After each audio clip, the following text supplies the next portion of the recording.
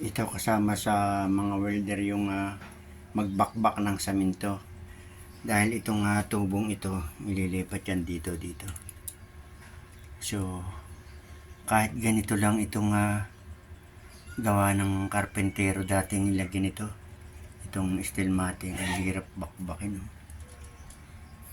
Matibay. Tapos yung halo ng saminto niya ay nasa tama. Kaya ang hirap bakbakin. So itong bakal na ito, itong tubong ito ililipat yan dito kasi paluluwagin. Ito yung isa sa pinakamahirap na ginagawa talaga ng mga welder. Tatamaan pa yung aircon. No? Kaya talagang ganun. Ang mga welder hindi lang welding ng welding. Kung minsan nangyayari ito na nagbabakbak din. Ito yung kagandahan din na naka-steel matting. Oh.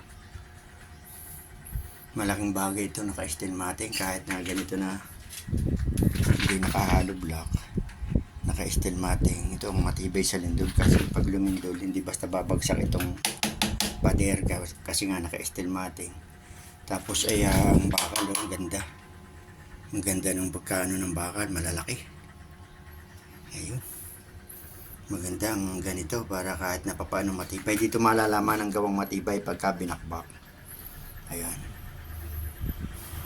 Proud ako sa gumawa nito kahit papaano matibay. Ang tagal na pero kahit itong mga ganitong steel matting hindi kinakalawang.